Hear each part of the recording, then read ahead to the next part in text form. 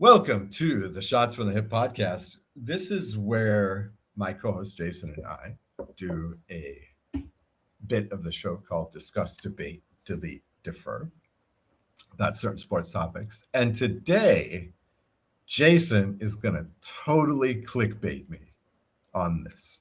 So stay tuned for that. Plus, a lot of stuff about the CFL, some stuff about the NFL, and maybe one or two other sports references, and a movie review. All that coming up after this. Welcome to Shots from the Hip podcast. Brought to you by Royal Retros on the Shotgun Sports Network. Here are your hosts, Jason Bizik and Oz Davis. Hey, hipsters watching on the Shotgun Sports Network YouTube channel or listening on Apple, Spotify, or wherever you get your podcasts, please hit the like and subscribe buttons and hit the notification bell to be notified when we post this show or any other videos. Welcome to episode 29, where we are just 2 days away from preseason NFL football. Oz, how are you feeling? Are you excited? Well, more preseason NFL football, right? Well, I didn't count the Hall of Fame game because it sure was nothing like the Hall of Fame. Well, yeah, but it was quite the exciting game. It's the highest scoring such game in history, of all time, right? But yeah, 63 points, winning on the last second touchdown by a guy you might not hear from again, ever. Maybe 3 years from now in week 17, 18. Yeah, you might hear from him. Nah. I got the CFL. Where weird things are starting to happen now. I do as well. Like, I'm still hyped about CFL, even though my team is kind of hovering. Yeah. Okay. Should we just get into it? Let's just get into it. Look. There's a jump knee. Okay. This week in the CFL, week 10, started off with Toronto finally playing at home again. 33, Calgary Stampeders 30. And I tell you, I watched this game and it was over and I thought, what just happened? And so before coming on, in preparation for the show, let's say, I watched the highlights again. And I'm still not sure what happened here. Now, yeah, the defense and the special teams for Calgary were responsible for a lot of nice field position and or scores. So the offense did not, look, the team scores 30 points, but the offense was not exactly what you would expect from the Stamps. Not this year, anyway. How many interceptions in this game? I think there were six turnovers by the Argos. Let's see. Chad had 4. Yeah, he had 4 interceptions. And there was a 2 by Vernon. Yeah, there was a fumble as well. No. Yeah. But so Toronto turns the ball over 5 times. And that's not even including 3 and outs, because I think they had, or third down turnovers, I should say. That doesn't even include that. So what happened? How did the Stamps lose this game? Special teams and defensive scores, dramatic finish. Vernon Adams threw 2 picks. And before this game, of course, he's been perfect. I don't know. This game showed shades of greatness and shades of crap. It was pretty much the whole game. I literally cannot explain it myself. I mean, the biggest takeaway for me was our leading receiver had 3 targets, 1 reception for 37 yards. Like, I mean, Vernon Adams, I'm not sure what was going on. 12 of 24, like only 24 pass attempts. Like, I mean, this isn't the Vernon Adams that we've seen the last 3 or 4 weeks. So I'm not sure what to read of it. Well, it's just a little bit less. I mean, the truth is that Mills looked good. 79 yards, 14 carries. Are you gonna complain about giving Mills 14 carries, especially if he can whip off a couple nice runs a game? No, of course not. Of course not. You want that. Vernon rushed for 25, I guess. Right. It's just that in this game, for example, the interceptions to attempts ratio was not very good. I mean, this is Look, typically, I feel like Vernon Adams would have had the kind of game that Chad Kelly had. Chad Kelly had 43 attempts. And throws 4 interceptions. This is the old VA game. In fact, I was thinking during this game, is Chad Kelly the new Vernon Adams? And I think he is. I mean, he's become the hit or miss guy. He's taking passes off, he's making passes in the air. He's, off his feet. He's like not on the same page with these guys. One play, he looks like, Nathan Rourke out there on some drives. And then on other drives, he's just nailing it every time for long gains. It's just like he has become the mercurial quarterback in this league. And yet, the other thing I was thinking during this game is the Stamps are like the heart attack team of the CFL this year. They really are. Yeah, every year it seems like there is one team that, every single game they're in is an overtime, is a nail biter. And the thing is, the variance on those kind of seasons is gonna kill it's gonna fall on the wrong side for the Stamps this year. I mean, what are we looking at here? They opened the year with a game they shouldn't have lost to the Bombers. Scored 28 points and lost in their lowest scoring game of the year so far. I mean, they lost in OT in week 2 to the Riders by a touchdown. They lost to the Owls by a touchdown week 5, although it wasn't that close, I don't think, in reality.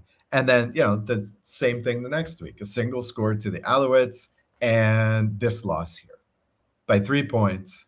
It was a situation where they were they weren't losing for 59 minutes, and then lost the game with like 18 seconds left. Well, yeah, I mean, another key play was stopping Dedrick Mills on a 3rd and 1 with 2 minutes left. I mean, that was right. Yeah, right. The one time you needed Mills to come through, he could not. But here it is. I mean, you've got 5 one-loss games, 1-score losses, and I would say 3 of these you could have won. And now you're sitting at 4-5 instead of 7-2. You could be 7-2 right now. Yeah. The only games you deserved were to Montreal. Those were the only losses you deserved. I mean, what's going on here? How could the defense look so good for most of this game and then totally choke in the fourth quarter? It seems to me like this was a shared effort or a shared non-effort. I mean, I'm looking at the stat lines here and I see Eric Brooks had 7 targets, but only 3 receptions. He catches 2 or 3 more of those balls and who knows what happens, right? Jalen Philpott. Yes, there is another Philpott in this league. 6 targets, 4 receptions, I mean, guys are dropping balls or Adams is missing them. So if those convert, who knows, right? Yeah, but to be fair, there were another couple of throws where he could have been picked off again. Oh, yeah. And I mean, look, he only completed 12 passes. So, not too many of his receivers are going to get stats there. That's mind-blowing. That's only 3 passes per quarter. That's... Yeah, I mean, 3 completions per quarter. 3 completions per six quarter. passes per quarter, right? Is 50% accuracy, which isn't going to cut it in the CFL. Yeah. So yeah, okay, there's some blame to be shared. It seems strange to think that you're talking about a defense that, allowed 33 points and to say this might have been their best game this year, but it might have been because, I don't know. Vernon did not have a good game. The offense did not have a good game, but still, you've got to be mighty frustrated at the defense of this team. The defense is losing you games. You're scoring again. Oh, God. They've scored 30 points a game in every game except for week 1 when they scored 28. Story of the first half of the season. The defense is losing games. Yeah. Think of how bad this game could have been had Chad Kelly not thrown 4 picks. Oh yeah. Because this could have been nasty. It was a situation where only Chad could stop himself. I mean, okay, he's 30 for 43. He completes those 4, and now all of a sudden he's 34 for 43. That's a monster game. He definitely goes over 400. Oh yeah, because he's at 342 right now. I mean, there were times most of the game the Argos could run the ball. They could run that ball and just continue these drives, these long drives. And so Vernon rarely got to touch the thing, right? Wasn't there 5 2-and-outs in a row? I think so. Yeah, that wouldn't surprise me. There's a lot of 2-and-outs in this game as well. I mean, Kelly was either firing on all cylinders or going 2-and-out every time. Toronto doesn't have much of a running game either, by the way. So, no. Yeah, what is it? Top runner 5 for 54, but a long of 40. So aside from that 40, he's 4 for 14. 4 for 14, Sam. That's Sam Hicks. So, man. Tough one by your Stamps, who now are below 500, but are still in 3rd place in the West. Which, wow, this is they're tied for 3rd, right? Oh no, they're in 4th. They're in 4th because they're half a game behind Winnipeg. Yeah, yes, we're in 4th. Yeah, but that's okay. You'll be in 3rd after next week, probably. And look at what is this? Okay, yeah. So here's Calgary 4-5, and they have a 55 plus point differential. 55. They've scored more points than anybody in the league. It looks like that is increasing. This league. Wow. Look at this. They're ahead. They're nearly 100. Oh no, except for Montreal. They're nearly 100 points ahead of the 3rd place, 3rd most scoring team this year. And that's insane. And they're in 4th place in the West. Okay. I feel like you're piling on now. Hey, look at Montreal. It's wild. Hey, how about Montreal? Man. Yeah. It just you have to run into that because Montreal is playing such nice ball this year. They're literally playing almost flawless. Yep. You could argue that the one game that they did lose this year, they could have won. What did you? Okay, so I guess one of the big stories in the CFL was Saskatchewan 42, Ottawa 20. Which that wasn't a big story, was it? I seen. Well, I'll tell you, there's one big story. The one question I have is, I seem to have had this COVID fever dream where I picked Ottawa in this game on this very show. I mean, okay, so but anyway, it's just you got to give a shout out to Tommy Stevens. Tommy Stevens, another 3-touchdown game, back-to-back hat tricks.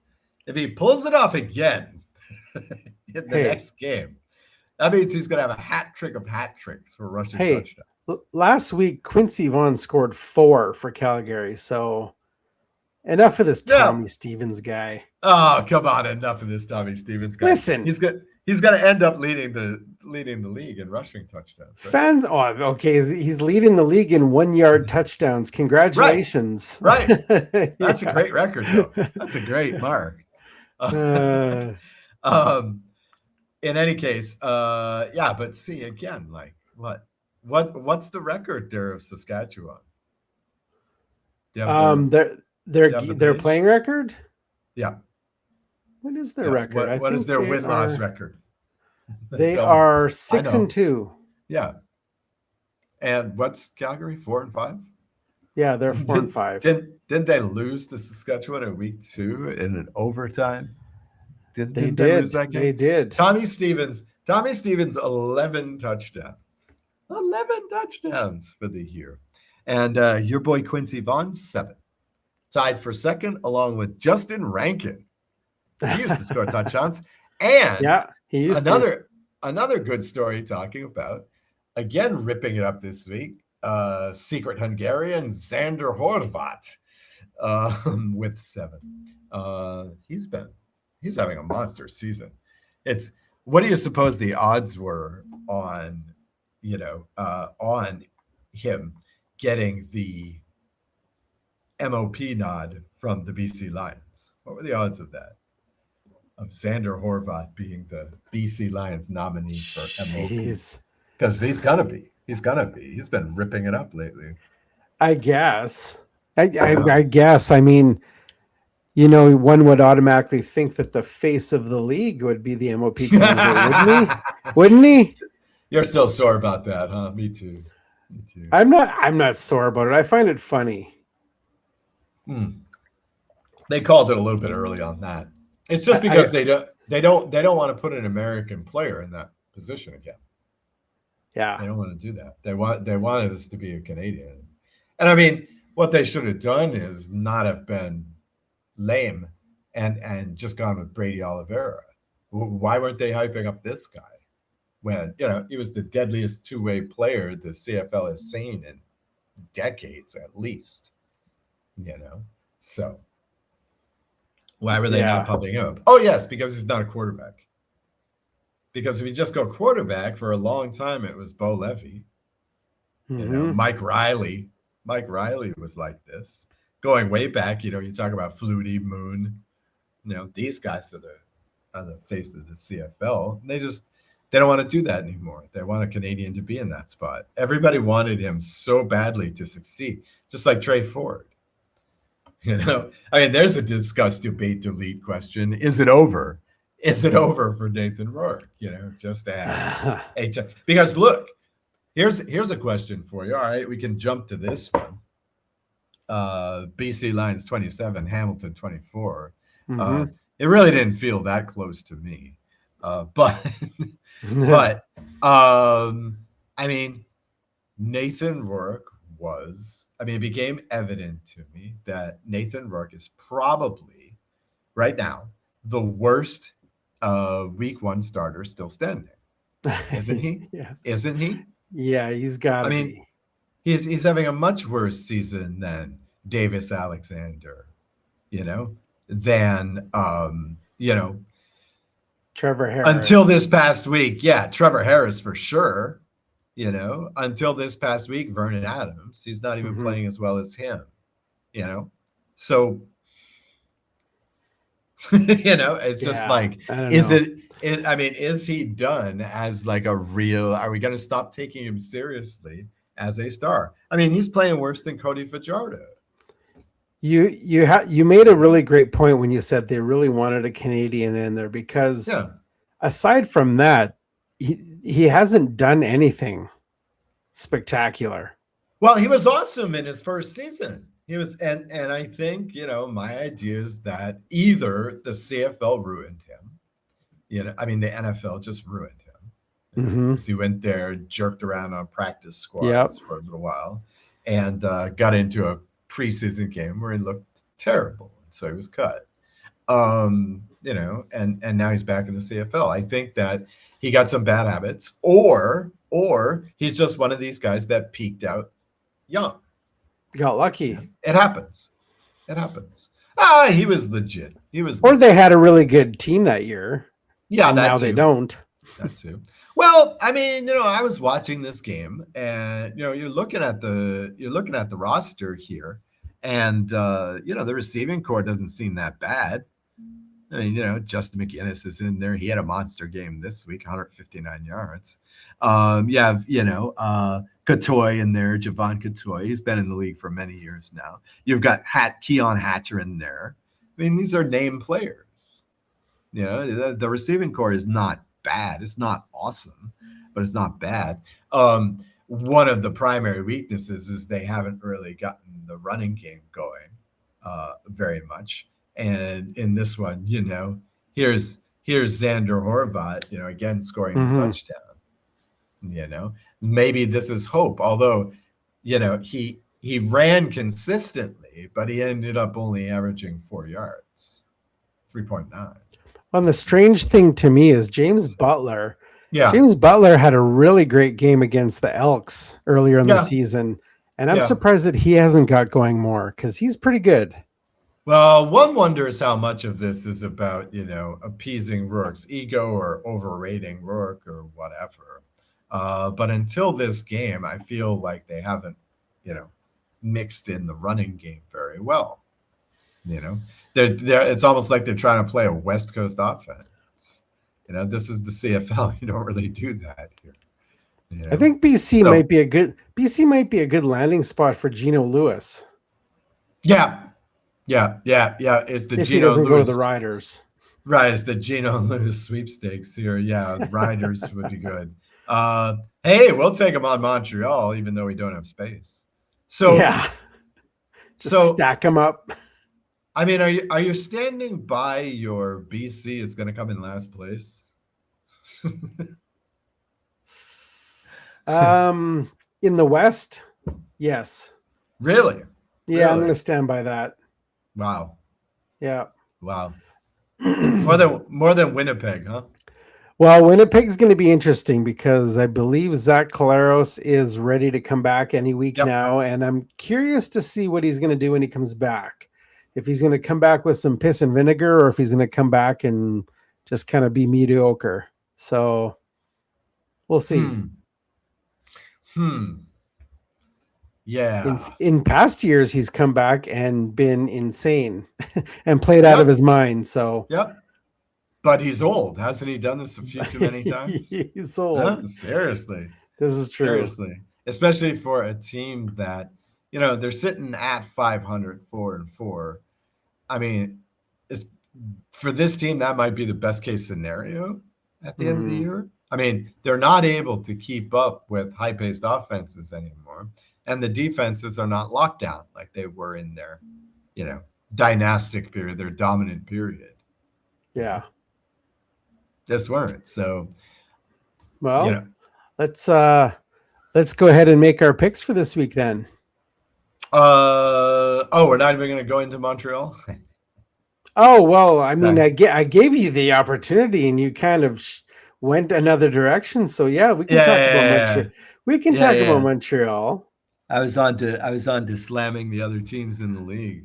I was gonna say go ahead and take your victory lap, but it's more of a you've been leading the whole time, so it's not really a victory lap. It's just you're the only one in the race.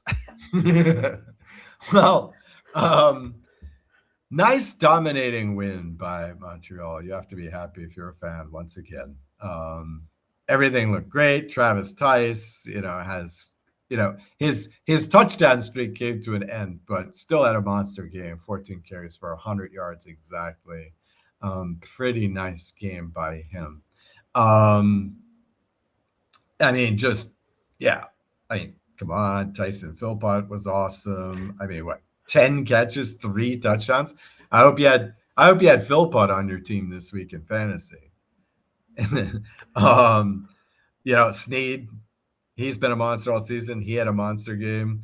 Didn't even need Cole Spreaker that much. He still got 4 catches in this game. So, what can you say? I guess I was just surprised. Again, it's going to sound like posturing, but just how badly Edmonton got spanked, and And I got to tell you, too, fantasy players must be loving the Owls this year. I mean, in this game, 27 points in the fourth quarter after Montreal went in with a 17-point lead. Yeah. They ended up like with an 18-point win after this fourth quarter. And I think 13 of Edmonton's points, I think, were like garbage time, weren't they? Yeah, that's what I'm saying. Yeah. Yeah. They scored 13 against Montreal's 14 when they were already down 17. This is 27 points in the fourth quarter. These are some great. Montreal has been in some great garbage time fourth quarters this season. And this really was another one. I guess I was just surprised by that. Figures, too, that everything would break the Riders' way, right? Because just after they dropped, this game to Edmonton and dropped another game back, here they are beating up on Ottawa, Calgary's losing in a nail biter as well. And then, Edmonton just gets smoked, puts them back up on the standings board. Now all of a sudden they're mathematically tied, right? No, they're actually up. Yeah, they're 6-2 versus Edmonton 6-3. Mm-hmm. So all the luck goes Saskatchewan's way. Yes, now Edmonton has the tiebreaker. They've still got to be one game better than Edmonton going down the stretch. But if the Riders fans aren't looking forward to that back-to-back against Winnipeg, they ought to be. Because I think they're going to sweep that. I think they're going to sweep that this year. And I mean, Edmonton's got back-to-back against what Calgary team? The good one or the bad one? Right. Well, but if they split that and Saskatchewan sweeps, that could be closing the door on Edmonton. Yeah. I mean, the Saskatchewan has less of a point differential than Calgary does this season. I mean, okay, so they're plus 59, meaning that the average game they've played in this season, they win by 7.5. The average Rider game this year. So, that's not a bad team by any stretch of the imagination. I think they will stay consistent all year this year, despite my opening season prediction. I did not think that they were going to do this, but they're 3-0 on the road. Pretty tough to overcome that. So this team is looking good. Do you know the only thing going against Montreal is they can only nominate one MOP candidate. Oh yeah. They have at least two on the team. Well, if Davis Alexander plays, let's say, 15 games, you have to go with him just for standing up the whole season. I mean, my God. I mean, that's what's going to stop Montreal is an injury to Davis Alexander. And then this one, he ran in for a corner touchdown at one point and, hit the ground front, top first. And that's enough to make you shaky right there.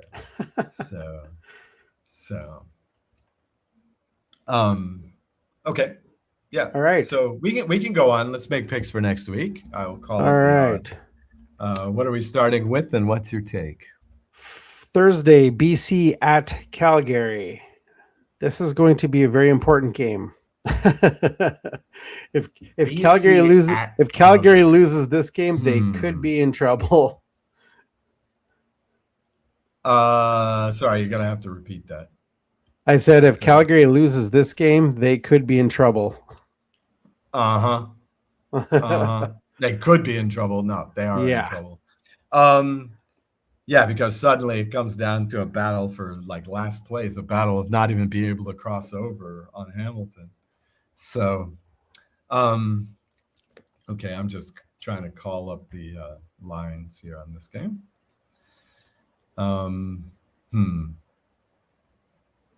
Okay. Let's see. Okay, there we go. All right. So let's take a look. Oh no, this might just be the Grey Cup odds. The This CFL's is, got Calgary favored by 5. Yep. 5.5 I've got, yeah, and some books still have 4.5, minus 4.5. Wow. Which way do you go here? I got to go with Calgary. Yeah, I mean, okay, what do you see? They're my team. I gotta. Well, yeah. I'm not going to say I'm not scared. They're at home. They're at home, all things being equal. Yeah. This feels like a Calgary win. Let's see. I don't know. These teams are unpredictable. They're winning games they should lose, and they're losing games they should win. So I don't have much faith in Nathan Rourke right now. Okay. Let's say, I mean, I have no faith in this Calgary defense, okay? But BC Lions offense hasn't really gotten going very much this season. So I'm going to say that the Stamps bounce back. All right. So yeah, all right, I'll go with them. I don't know if they're going to cover this spread. It might be close, although BC hasn't really played good teams that close this year. I'm trying to call up. Here we go. Let's look at this one again. Okay, yeah. So BC has only scored 214 points this year. That's 3 points better than the 3-6 Ticats, and a lot of points better, admittedly, than the 0-8 Ottawa Redblacks. But so even if Calgary is as porous as they've been all season, they're allowing 297. So they're giving up like more than 30 points. No, more than 27 points a game. So, even if they do this, I think the offense still bounces back. I'll say Dickinson gets his ducks in a row, and I'll go Calgary for the win. And wins his 200th game. Yeah, that's right. Was it 200? Yeah. Yeah, that's right. They were ready to give it to him this game. Oops. They just wanted to do it at home. Okay, so Friday, Ottawa at Winnipeg. Can Ottawa win a game? Okay, so Winnipeg, I've got them as a 6.5-point favorite. I've got them as high as 7.5-point favorite, and at some sports books. So 6.5, so about a touchdown. Let's say about a touchdown favorite, Winnipeg. Now, do I do it again? Do I say, okay, this is the week Ottawa wins? I'm assuming that Zach is coming back. I'm assuming that he can make short work of this defense, but it's real tempting. It's real tempting to go Ottawa for the win here. I am a believer that Winnipeg will come in last in the West. I think they will finish in 5th. And if they do, if they lose this game, that'll certainly be a much better bet than it is right now. Well, actually, it won't be a better bet. It'd be a better bet right now. You'll get better odds for that right now until they lose this week. I think the smart play here might be Ottawa plus the points, but I guess I won't. See, I'm going to hate myself. I'm going to hate myself for this, but okay, I'll take Winnipeg to win. Okay, I will take Ottawa. Oh, you will? Oh, great. I think if there's any game they're gonna win, it has to be this one. Yeah, to quote White Men Can't Jump, this boy's got a lot of guts. A lot of guts. Okay. All right, great. You have more guts than I do. You're a braver man than I am. Saturday, Toronto at Edmonton. Yep. Edmonton, 3.5-point favorites at most sports books. Over under is at 62.5. Yeah, I think that over might be a fun pick there. What was the over on the Calgary-Toronto game? You mentioned it on the show. They're not showing it on here for some reason. That's the only game they're not showing an over-under for. Oh, no, but last week? Oh, what was it? Do you remember? Was it 69? It was something ridiculous, like 68 Yeah. or 69. Yeah. Yeah. So finally they hit it under 63 points, and that goes under. You don't see that too often. Yeah. Okay. So, okay. Next one up is Toronto, Edmonton. We're still on this one.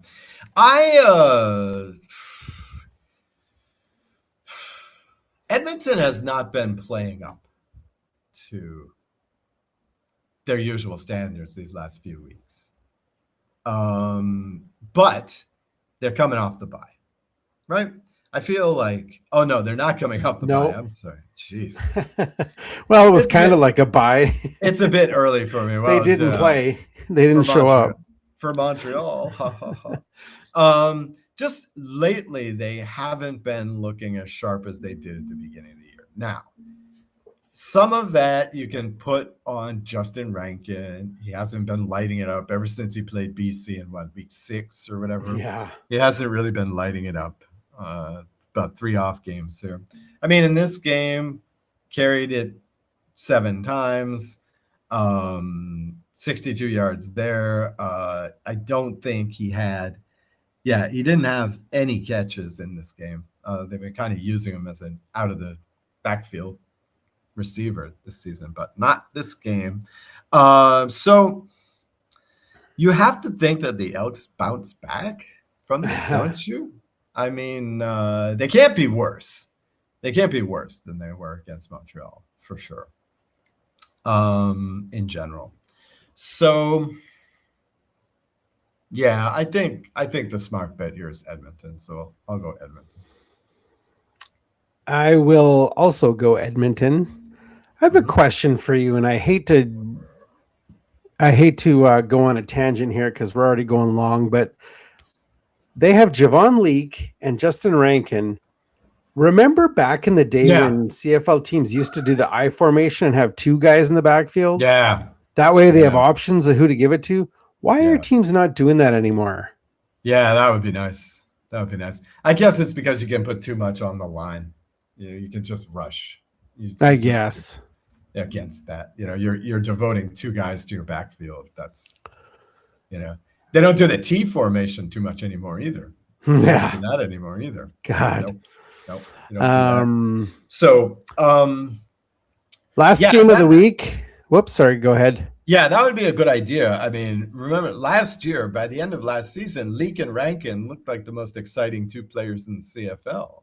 Mm-hmm. And Leake especially just has not been able to produce like that. They've been running him on special teams a lot.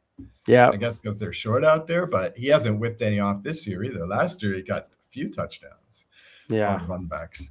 So Edmonton has just not been. They came out hot. Rankin was looking like an MOP, and then they just haven't put it together yet.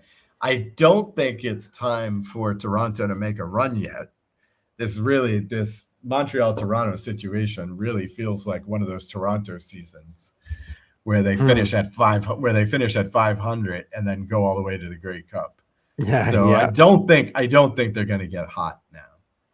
So I think you got to go with the Elks. So this last one, oh my God.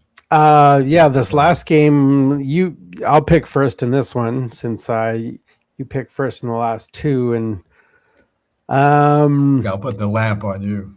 Yeah, I really can't see Hamilton pulling together for a win here. I mean, they've been struggling ever since Bo Levi Mitchell went down. I think how many games have they won since Bo went down? One. 2 maybe. No. 1 as far as I know. Yeah. And I mean, Saskatchewan is just, I mean, they're not near as perfect as Montreal, but I really hate to say it. They're looking pretty good. They're looking pretty good. If there's, one thing going against, Schaefer Baker's on the 6-game list, so he won't be back. Yeah. Yeah, they're down 2 receivers this week. They're down 2 receivers. So, and those are pretty big receivers. but I think they still, and they're down a running back because as far as I know, Ouellette's not back yet. So, God, I think that Saskatchewan's still going to win, although Hamilton may make it close. But I just can't see Hamilton winning. They just can't seem to pull their shit together. Well, I mean, they have not had an outstanding defense for the past 2-3 seasons. And like so many teams in the CFL, I don't know if the rest of the CFL planned it this way, but Hamilton definitely came into the season saying, we're going to score a lot of points on offense. So, So, we can overlook the deficiencies on defense. Well, for a while there, it looked pretty good. First 2 games, First 3 games, okay? Yeah. They're giving up 30, 27, and 27, and they still go 2-1, and they take Montreal at overtime in week 1. Okay, so right from the go, again, they're scoring what? So they're scoring 27, 37, 41 in those first 3 games.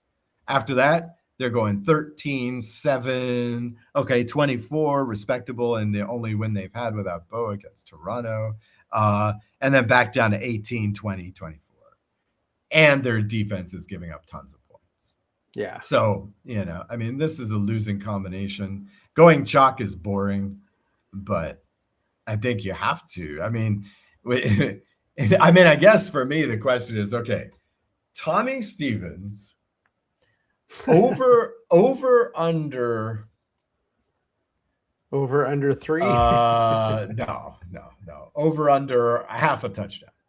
Does he score? Does Stevens score in this game? Is there a game that he hasn't scored in? He's averaging, even if you take out his hat trick, he's still averaging 1 touchdown per game. Yeah, I'd take that. I think so. I think I'd take the over on that. Yeah, I think you have Yep. to. I think you're thinking about 2 touchdowns at least because, Hamilton's not good on any defensive aspect of the game right now. So, they're certainly not going to be good at goal line defense. That's no way. So, yeah, I hate to go chalk here. I hate to go Riders, but you have to. Yeah. And it prevents me from taking 4 home teams again. So. Well, it looks like you and I we sided together on 3 of these games, so we're either going to live or die together. Well, yeah, no, it's only only you having guts on the Red Blacks separates. Yeah, God. One of these weeks we'll be right about the Red Blacks. Okay. So I feel it. Yeah, well, yeah, of course. I mean, they can't go 0-18. Come on. They can't. There's just no. I just don't believe it. Okay. So, should we go on? You seem to hint that there were other sports going on. Yeah, there's this little league that's firing up some preseason this week. It's NFL, something like that. Yeah. Listen, this is it's been an exciting week for me as a Raiders fan because in case you didn't hear, Kirk Cousins and Max Crosby got into a little scuffle in practice. Apparently, Aaron Rodgers and Kirk Cousins don't like the defenses getting in their faces and picking off footballs. It's hilarious. I heard Aaron Rodgers talk about it last week on Pat McAfee. He got upset because one of their defensive guys picked him off in practice when it was apparently supposed to be a offense only practice. So that means the offense runs their plays. Right. The defense is supposed to just let it happen. Well, apparently one of their guys picked him off and he didn't like it too much. Aaron Rodgers likes to voice his opinion. This week, Max Crosby apparently hit Kirk Cousins in practice. And Kirk Cousins took offense to it and got in his face a little bit. And if you know Kirk Cousins, if you watch Quarterback on Netflix and you know anything about Kirk Cousins doesn't lose his temper too often. So in order for him to actually lose his temper and get in Max Crosby's, especially a guy like Max Crosby, It had to be, something big. Like, you don't hit your. I don't know how their practices go in the NFL. I don't know if they're full contact, but you don't want to be hitting your quarterback. I don't know. That's, mind you, if you know anything about Max Crosby, he's obviously an intense guy, and he's probably hard to slow down. Mm-hmm. Mm-hmm. So I don't know. I've seen it. I've seen training camp before. Even if you watch something like Hard Knocks, Mm-hmm. you'll see it. But I remember there was this one bit when the Rams were training. They had just come to Los Angeles, and so for their first season, they were training in this Irvine, California, at one of the colleges out there. And literally, this was like right down the street from my place. So I was able to go see this training camp, and they'll do stuff like, all they do is they put the red jersey on you, Mm-hmm. and you're not supposed to take full contact. Right. And I saw them, and, like he was telling guys not to hit Todd Gurley, when he was running the ball, which is a good idea because, man, was he fast. Oh, my God. Jesus, this dude could teleport. He was amazing. At least in that preseason. If only he hadn't been with Jeff Fisher. So, but this is an old story. So there's not, they call these things full contact practices, but they're really not. Now, yeah, some of these guys are trying to make the team. Obviously not Max Crosby. So, they have to walk this line between playing hard and not destroying your would-be teammate. But so the interesting thing that came out of this was Max Crosby and Kirk Cousins were suspended from practice the next day. Mm-hmm. So Fernando Mendoza actually ran the offense on practice day the next day. So that was interesting. So Fernando Mendoza got to run the offense, and I don't know. I really hope Mendoza gets a start sometime. Oh, are you kidding? It's obviously it won't be this week. They play the Cardinals on Thursday. Speaking of the Cardinals, did you watch any of the Hall of Fame game? Nah. Of course not. See highlights or anything, if there was any? Sure. Yeah. Sure, I watched the tape. Like I said, that's a pretty good game, but you don't recognize, unless you're hardcore, you don't recognize 92% of the names. You just don't. This is not about name players. At least not this early. Yeah, not this early. You've got maybe 100 guys right now on your roster. You're trying to cut the numbers, as a coach. Now, why don't they make this a bigger event? Why don't they make it like the 2 Super Bowl teams from the previous year play or something like that? Like, why? I don't know why they just put 2 meaningless teams in a game like this. They've had quality teams in this thing before. Oh, okay. Look, it's all about the money. We're gonna talk about this a little bit later in the show, but it's all about the money with the NFL. Oh, okay. Period. Show me the money. So what they're gonna do is, probably, because this is the way they run most things, probably they have a whole rotation system in place where, it's a different 2 teams every year, and they're going to go like this until all the teams have played at least one. Yeah. Right. That makes sense. Got to figure that it's completely fair. And since it's the first game of preseason, it's probably completely random. Right. Probably. They don't even care. Next week. And like you said, it's like meaningless players playing, right? Yeah. It's, and you're talking about like the 50th through the 80th best players for these teams. Yeah. Mostly. So, which is unfortunate, but we'll probably talk about preseason later in the show too, more generally. Okay, great. I'm happy for you. I'm happy that, Mendoza is making some headlines in Vegas because it's a race to the bottom this year for the Raiders, as far as I'm concerned. Anything happening in Rams camp that you're aware of? Nothing except everybody looks great. They're still playing this game where Aaron Donald will come back, won't come back.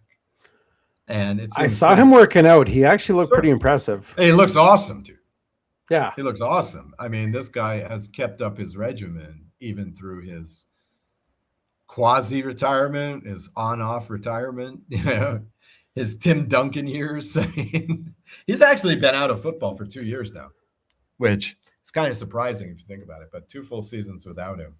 And I kind of feel like he's going to be on the old guy program, where it's like your season starts in like week 6, maybe you're getting dressed, and then week 8, you're probably playing quality minutes. Well, I wanted to ask you, as a fan of the team, do you want to see Donald coming back, or do you feel like he's taking a roster spot of somebody who may be younger and better? No. Donald is still, I mean, again, you saw the guy. Based on that alone, he's top 10 defensive lineman in this league. I mean, Jesus. I mean, look, when we last saw him, he was great. Yeah, he had some nagging injuries the year after they won the Super Bowl. Yeah, he had some nagging injuries. Yeah, sure. But, he looked awesome that season still. And you're going to team him with that other guy, maybe top 2 or 3 defensive player of the league. Yeah, I think you take that. I think you make that move. Yeah, really. I know there's hype out there, but this Rams team looks really good, dude. I mean, again, they're still by far the number 1 seed, the number 1 on the odds table to win the Super Bowl. I mean, 5-1. Next nearest team is 10-1, 11-1, depending on what sports book you go into, which is Buffalo. Buffalo, most places will get you 10-1, 11-1 to win the Super Bowl versus the Rams 5-1. Jesus. And that's some pretty serious, odds, considering that they didn't win the Super Bowl last year.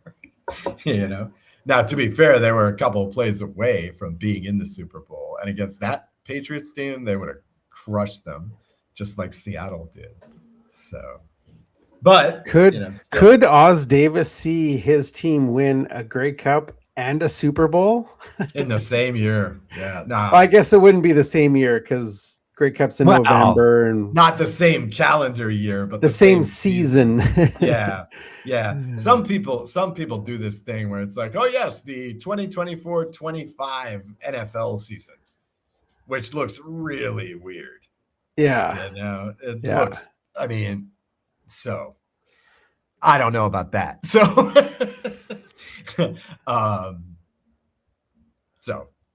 yeah, it could. That would be nice. I heard you have some NBA news. Oh yeah. So it's pretty funny because so the story, there was a breaking story which actually broke early in the last season. This originated with who else but Pablo Torre, who seems to be the only investigative journalist left in America. Never mind investigative sports journalist in America. He, I guess, uncovered or revealed that Kawhi Leonard last season for the Clippers had received some crazy amount of money, $5 to $7 million, as a spokesperson for an environmental related concern. Okay. Famously, he produced 2 tweets to earn this money in a year. Awesome stuff there, Kawhi. And as it turns out, this business was owned by Steve Ballmer, the owner of the team. So, we're wildly, the speculation is that these guys were wildly circumventing the cap.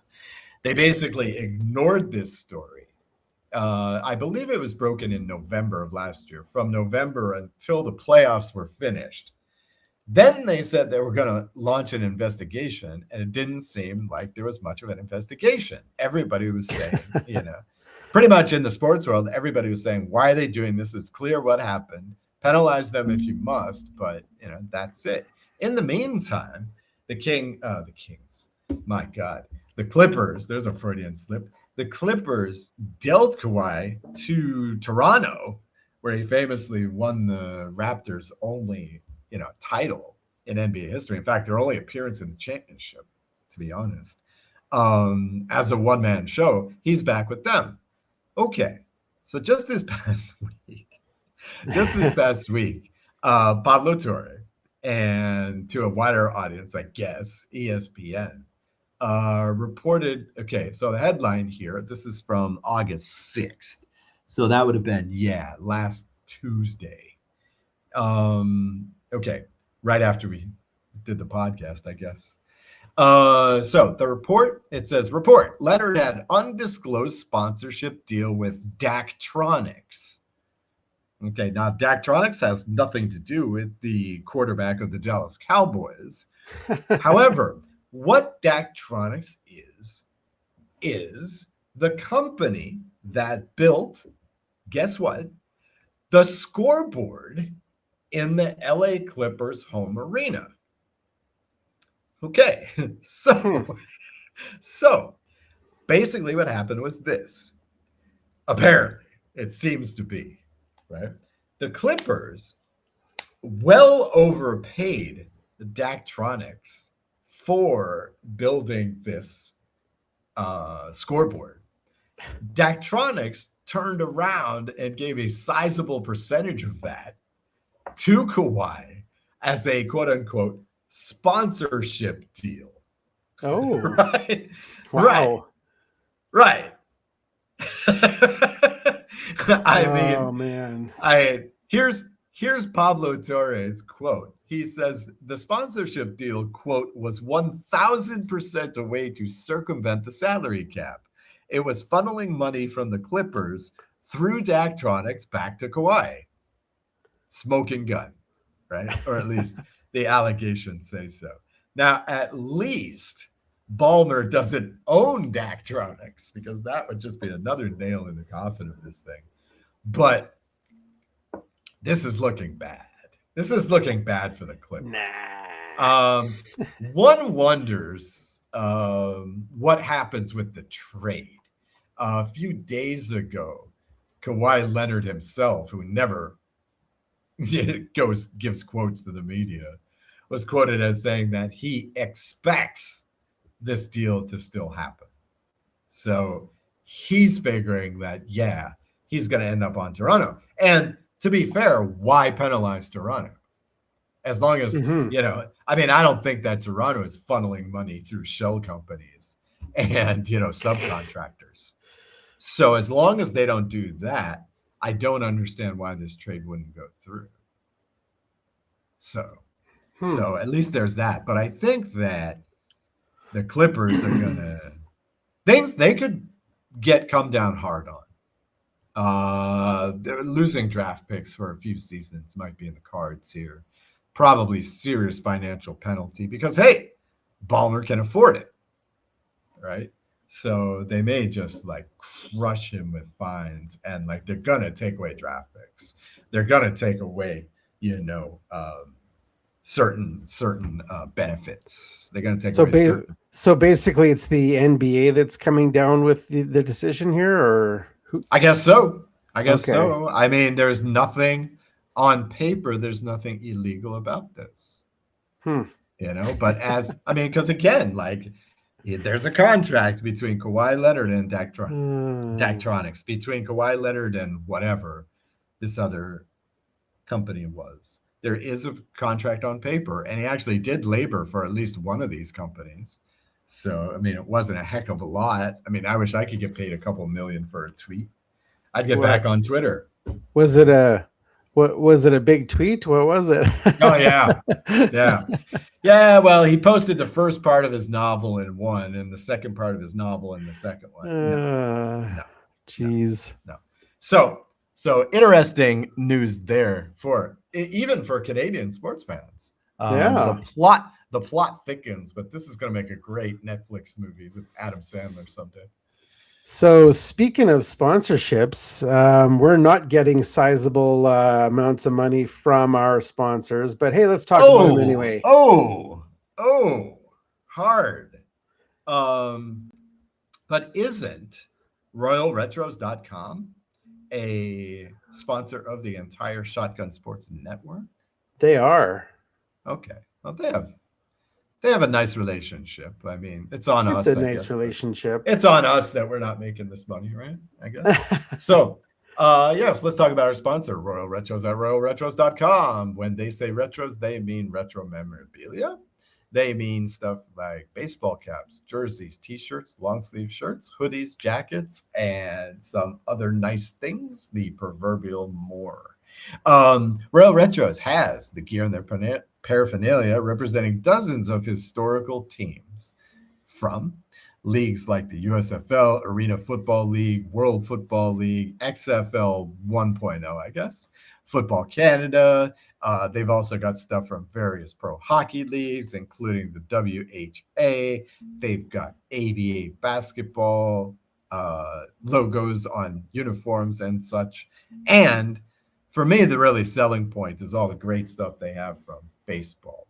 Baseball is a sport that really lives on its history more than the others.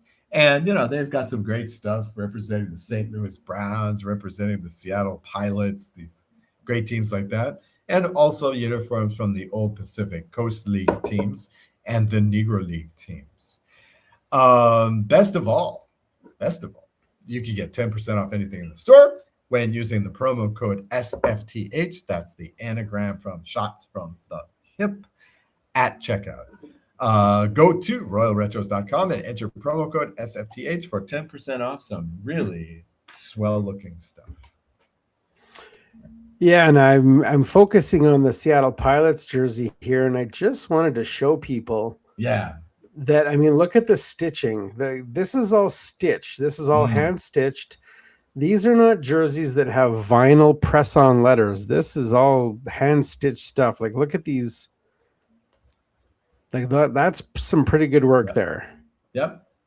Very nice work by Royal. And I like how they have number 56. 56 on Seattle. Very nice. The immortal Jim Bouton, author of Ball 4, based on that 1969. God, is there anything you don't know about sports? Oh, my God. Well, historically speaking, yeah.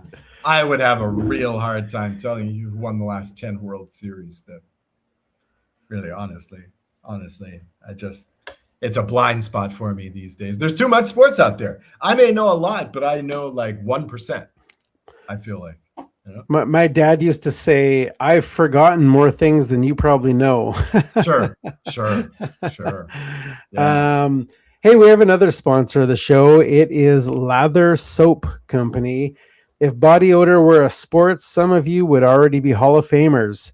Seriously, some people don't need deodorant. They need an intervention. Luckily, Lather makes soap that clean deep, smell amazing, and help erase the evidence of your questionable life choices. Don't spend another day smelling like overtime hockey equipment that's been locked in the car in July. Click the link in the show notes and use code SHOTGUN20 for 20% off your order. Get clean, stay fresh, and remember, your nose deserves better. That shouldn't be Hall of Fame. That shouldn't be Hall of Famers. That should be Hall of Shamers. Right?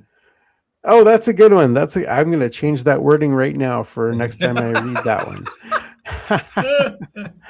Oh, goodness. Hey, let's go on to the. I don't know what to call this. I keep trying to think of something quick to call this instead of calling it deferred to blah blah blah blah blah blah or debate, discuss, defer, delete. Well, and I never know what order to say them in either. Like I always forget what order it's in the intro. So let's have a look. 4 topics, 4 choices. Debate it, discuss it, defer it, or delete it. No safe takes, no middle ground. This is debate, discuss, defer, or delete. There you Yeah, so I have selected 4 topics, and Oz will decide which topics to debate, discuss, defer, or Yeah. delete. All right. All Tell me. right. Topic 1. With so many injuries already in training camp, some season ending, does the NFL take preseason too far or too seriously, or are teams taking it too seriously? Something along those lines. I couldn't figure out how to word it. You get the point. Topic number 2. Is this era of Montreal Alouettes football the greatest CFL team ever? Question mark. Topic 3. Do international games have an unfair impact on teams' performance and thus position in the standings? Should the NFL stop these games? Topic 4. And this is one that was deferred and I have brought it back. Holy hell, NFL season starts in less than 2 days now. Are you expecting regression from the New England Patriots? Mr. Davis, debate, discuss, defer, or delete. Okay. Well, all right. I'm going to defer topic number 4. Oh, again. Yeah, I'm going to defer that, right? Because I figure in a couple of weeks, we're going to have to do like an NFL preview. We're going to talk a lot about NFL in a couple of weeks. So, yeah, I'm going to defer that one. And Okay. I'm absolutely going to debate topic number 2. You are totally trolling me here. You're totally clickbaiting me on this one. This greatest of all time, this gets my goat, so to speak. Yeah. And to proclaim it for my own team halfway through a season, while I'm, holding my breath every time Davis Alexander has to run. No, I'm not taking the bait. I'm not. Delete this, man. Delete this. I don't even know if I'm going to be willing to talk about this at the end of the regular season. So you want to delete that one? Yeah, absolutely. Gone. Wow. Okay, so let's see. Before you answer, funny story. When I wrote that question down, I meant to say the greatest Alouettes team ever, but for some reason I typed CFL team ever. I don't know why, but anyways, that's fine. Yeah, there you go. But no, I don't. I mean, to be honest, I don't think that they're the greatest CFL team ever. I mean, I don't think that they're the greatest Montreal Alouettes team ever either. I agree. I really don't. I mean, how can you? How can you? We used to have the league's all-time leading, all-time leader in passing. Yeah, this is true. This is true. So you can't compare that. Now look, Davis Alexander again, 18-0 now, I believe, at home, or 18-1. Is that his record, or 19-1? Something like that. Yeah. Yeah, I mean, I remember when Bo Levi-Mitchell was young and he was ripping it up. He was, going 700, 800 ball every year. But, geez, I mean, if Davis keeps this up, okay, yeah, sure. We can start comparing them to Warren Moon's, Edmonton teams and stuff like that. But right now, nah. Now, okay, I want to discuss this international games thing. Okay. The question is, do the international games have an unfair impact? Okay. Well, and of course, as soon as I think about the international games, I think about the absolutely ludicrous week 1 game. The opener to the NFL season is the San Francisco 49ers and the LA Rams in Australia.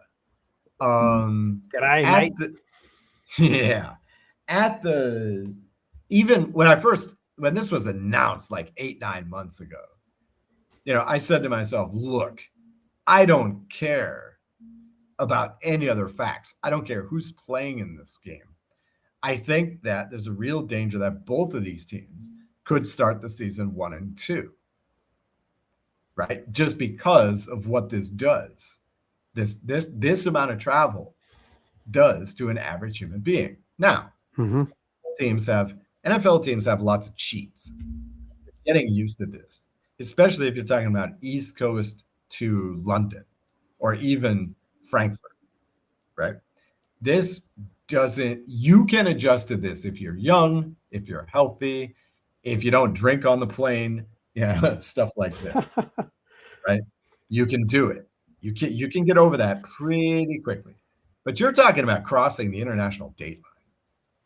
I mean, now, okay, at least they're going from California.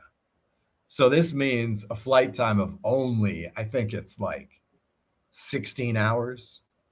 I believe it's 8 to Hawaii and then 8 from Hawaii to Sydney. So, that's about as short as that flight's going to get is from Southern California.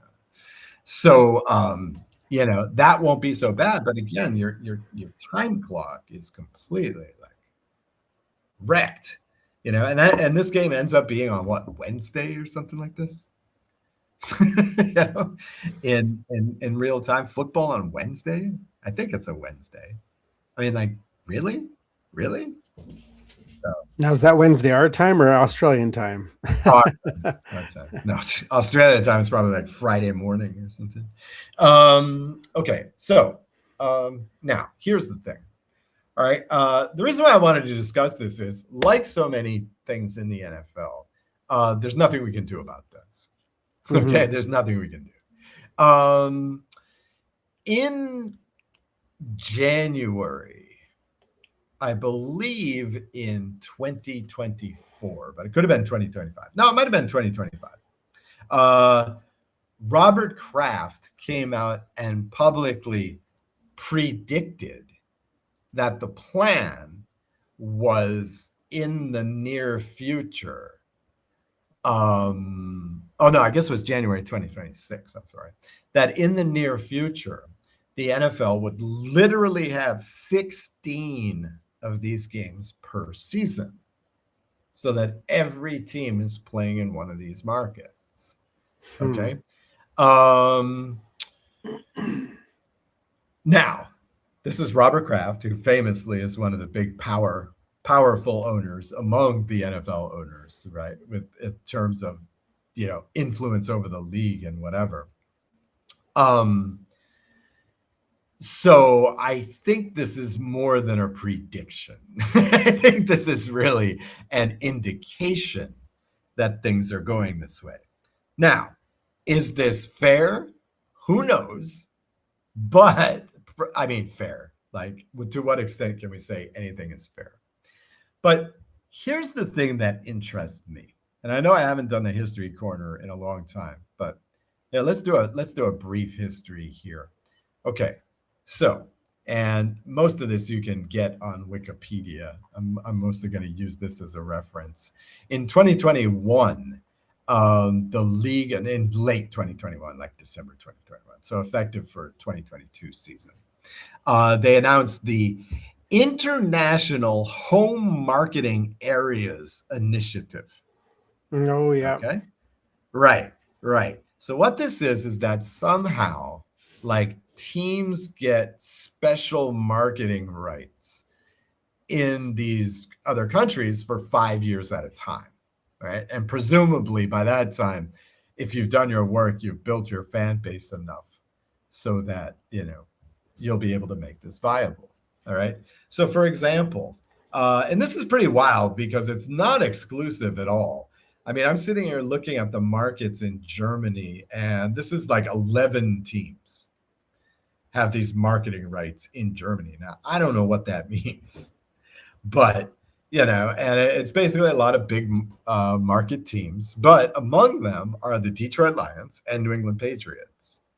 Well, for example, guess who's playing in Germany this year, right? They're trying to really pump this up in Germany with these teams. If you take a look at, I think this is just in what? So this is just in the NFL International Series bit on Wikipedia. Let me share this screen with you here so you can see it. Okay, let's go with that. All right, so let's see. Let's go with this one here. All right. This should look like this. Okay. So here you go. Here it is. And here is the list of teams and list of countries and the teams that have these special rights to them. Okay, Miami and Argentina.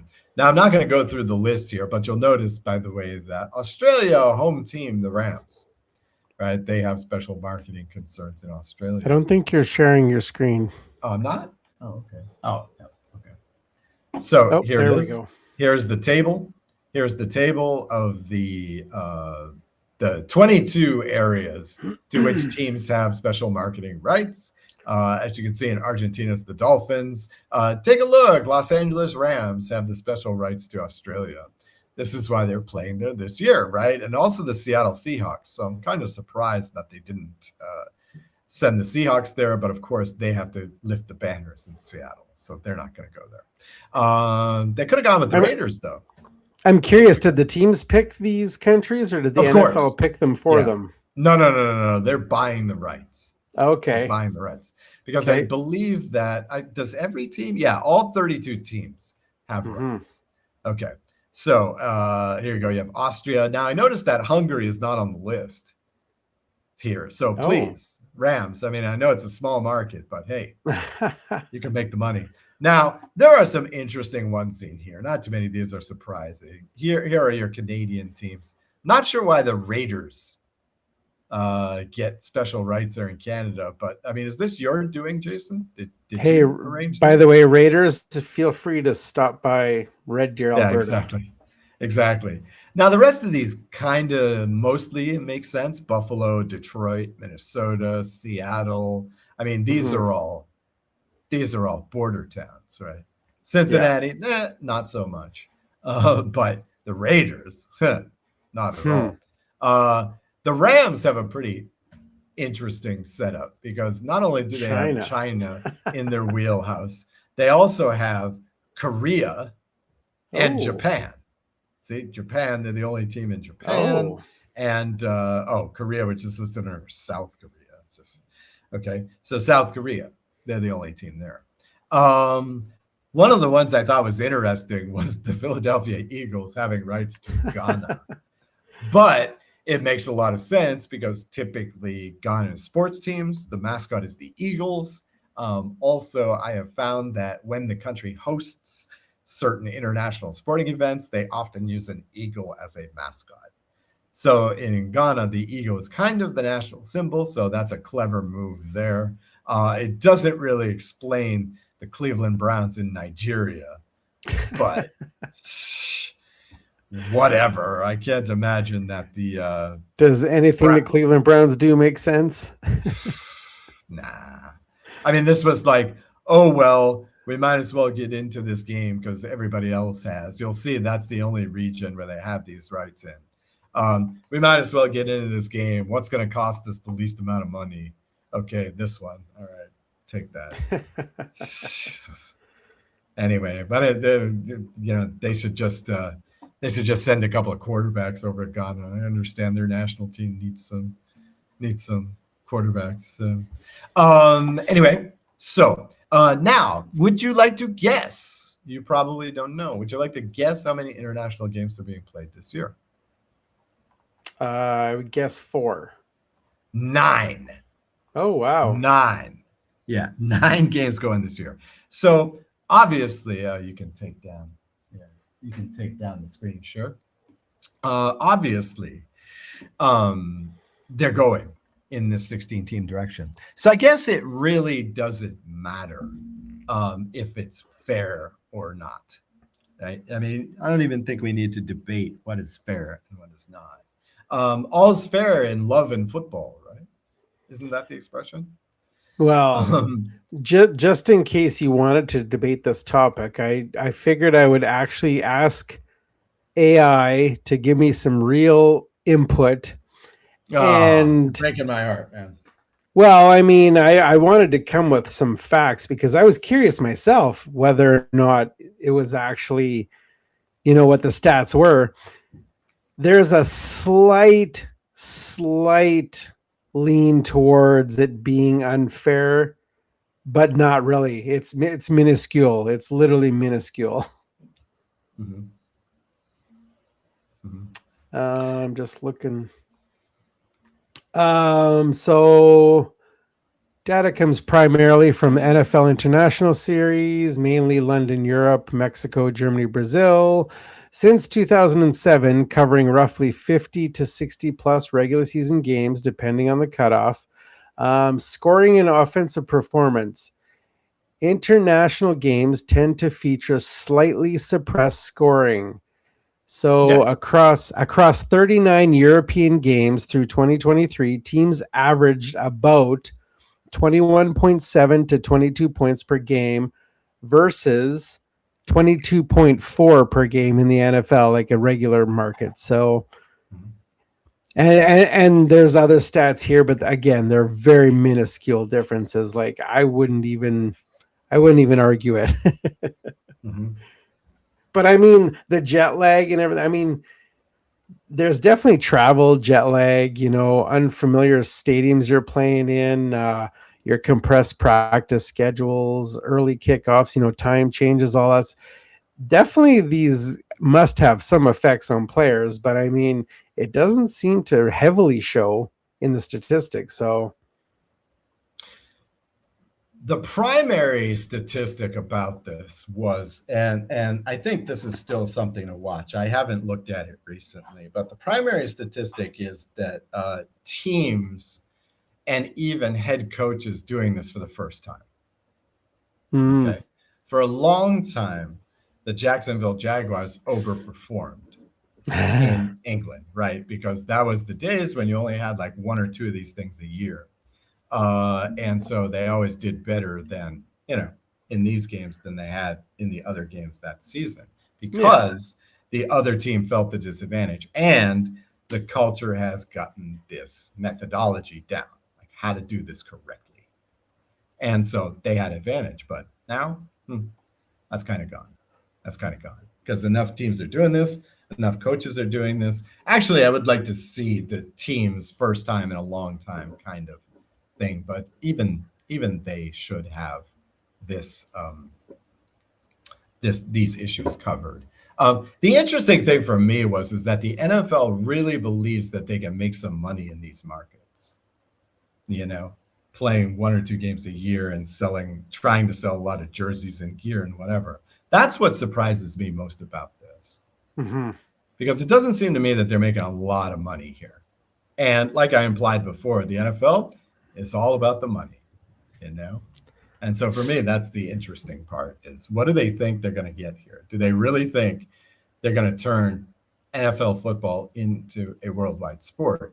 I mean, and the thing is, without participation, you'll notice that the NFL isn't pouring a lot of resources into developing the game in other countries. They're just putting the resources into marketing the game in other countries. Right? This American amusement and North American amusement, let's say, to everybody else, just for the spectacle of it. It's almost like a gladiator games thing, except other people don't play. That's what's wild about this to me. They may sell some extra jerseys and whatnot, but I mean, the money that you make off those few sales, is that going to offset all the money spent to make these games happen? That's probably not. What's the profit margin on this? What's the profit margin? I mean, the NFL is usually, pretty. Although I would say this, the NFL pretty much just takes any opportunity to make any amount of money they can. So I don't know. Maybe they've got it figured out. Maybe they're turning some profit on this. Yeah. But okay. So I wanted to debate this because I think I know what side you're coming down on. The question is, with so many injuries already in training camp, including season-ending injuries, does the NFL take the preseason too far? Well, just today, I wanted to be prepared coming into this thing. So just today, which would be what, the 13th? No, it would be the 11th of August. Let's see. I have it here somewhere. Okay, here we go. So just today, this was reported that, okay, on Monday, August 10th, the Detroit Lions lost starting center Cade Mays due to a hand fracture and running back Isaiah Pacheco to an MCL tear. All right. So Pacheco is probably gone for Detroit. It also says the Washington Commanders also lost left tackle Laramie Tunsil to a torn tricep. Torn tricep, right? So, and that's, with Jaden Daniels trying to make a comeback, right? So, okay, now, but still, I'm going to say no to this. I mean, look, the truth is that the preseason for the NFL has really been shaved down. I mean, when I was a kid, this was 4 games, the preseason was. Okay, so they're not playing that many games anymore. And the truth is, like, hey, injuries happen in real life too. I mean, we talk about this police blotter stuff all the time. I mean, maybe you should keep these guys in social bubble wrap for the whole offseason. I mean, like, so I don't think, preseason is one of the hazards of the game. You might get injured in preseason, but you might get injured getting out of your bathtub, right, as they say. So, I mean, what do you think? I mean, you're probably going to say yes to this, right? Well, I'm kind of torn. I am going to say yes, because obviously we see these season-ending injuries, ACLs, PCLs, triceps and biceps, and Achilles is a popular one. But look, you're right. It's a part of the game. It's a part of, the competition of making a starting roster. And the NFL apparently has dialed back its preseason physicality already. They've eliminated 2-a-day workouts apparently. I didn't even know those were actually a thing. I've joked about those before in the past, but I had no idea that those used to actually be a thing where teams would actually work out twice a day. I'm like, holy crap. Like, that's insane. Can you imagine, especially in 110 degrees in Las Vegas? I think it's too far, and I think the injuries are too much, but I really don't know what can be done about it. You can't really.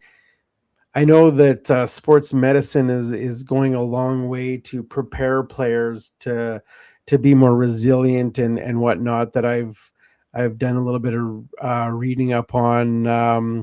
Nick Lewis, I believe, is involved in a company that does a lot for sports medicine and helps prepare players more for training and game situation, and made their bodies more resilient. And it's quite interesting stuff if you look into it.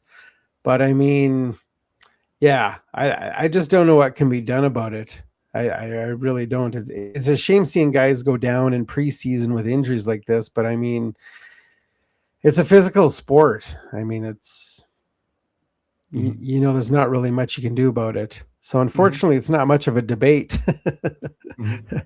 Oh, okay. I don't know. So I thought you're going to go, yes, it's going too far, but I mean, it is too physical, but I mean, it has to be, right? Yeah. It has to be. Yeah. It's a physical game. Guess what? Yeah. So, okay. Yeah. Not much of a debate. Yeah. Okay. So two discussions.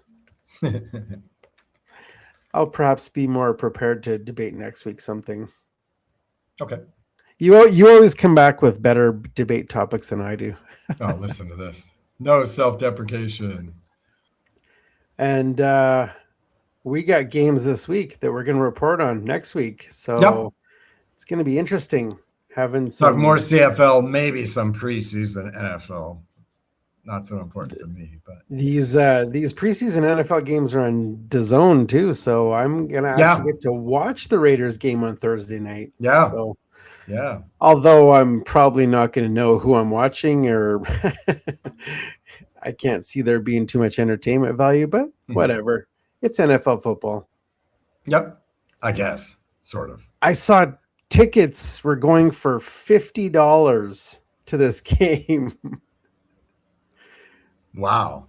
$50 somebody was selling tickets for. Oh yeah, but that's wow. reasonable. In the regular season, that's going to be 250, 300. Yeah. You know, Yeah. So if you believe this is NFL action, do that. You know.